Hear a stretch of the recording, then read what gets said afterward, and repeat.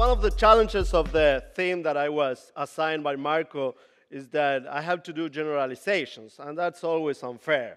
You know that we cannot say that all Latin youth workers will be in a certain way and not all American youth workers will be in a certain way. But as this was the assignment, I have 4 things that I want to share with you pretty quickly. First of all, I believe that family ministry is embedded in the youth ministry culture of a Latin youth worker, and that's pretty interesting. I remember when years ago I received a book by Youth Specialties called Family Ministry by Chap Clark, and I read it and I thought, this is what we normally do. This is how things are in Latin America. We understand that parents are the actual leaders that God gave our teenagers. So we pretty much understand that we need to work with them and through them in influencing teenagers.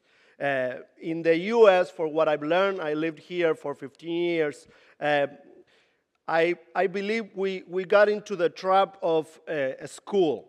We understood youth ministry through the lens of school, junior hires, high school, college, and then on. In Latin America, we pretty much understand that it's through the lens of family that we need to get into influencing youth workers. Of course, school is very important, but the categories of junior hires, high school, college, you know, they are not that black and white. There are gray areas in that.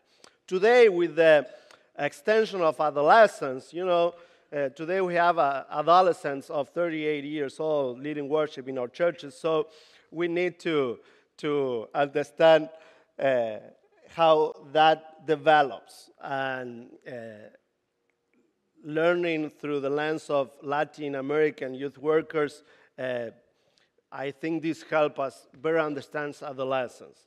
It's very important how family is part of the maturity that somebody can get.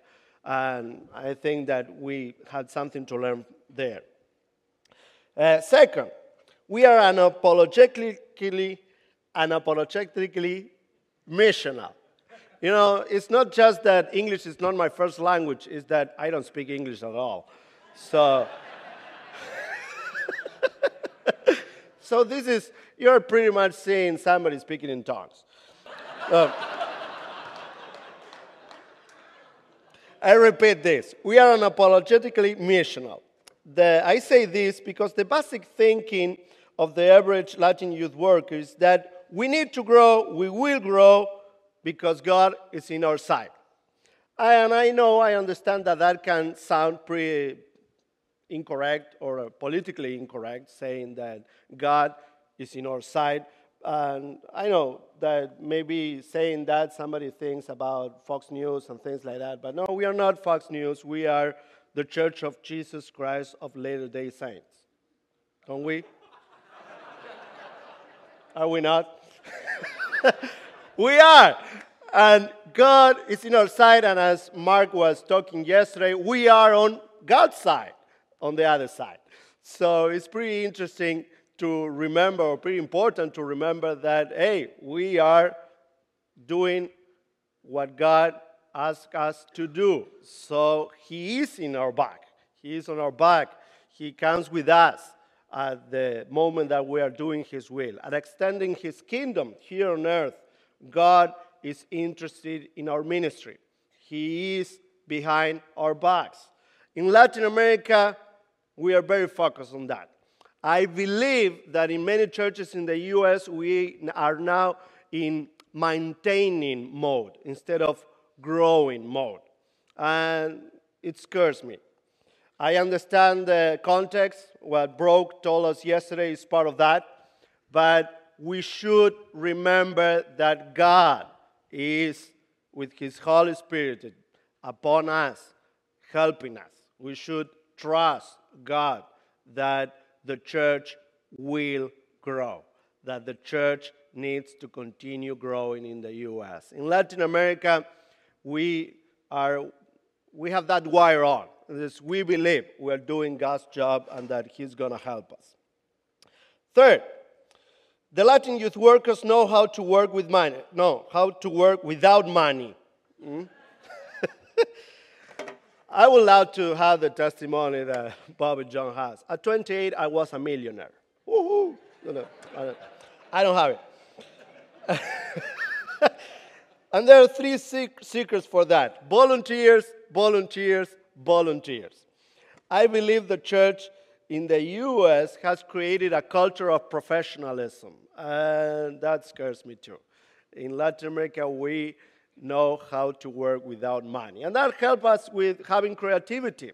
I work also in the U.S., by the way, being a youth pastor in a mega church in California, and I see how that works, and I was scared about seeing that kind of professionally mind towards youth ministry. Oh, this is the money, the budget for this. Hey, we're doing God's job. We should believe that we can be creative, have ideas, go for them, and if we fail, we fail. If we don't have the money, but it's important, who cares about the money? We should look some other way to do it.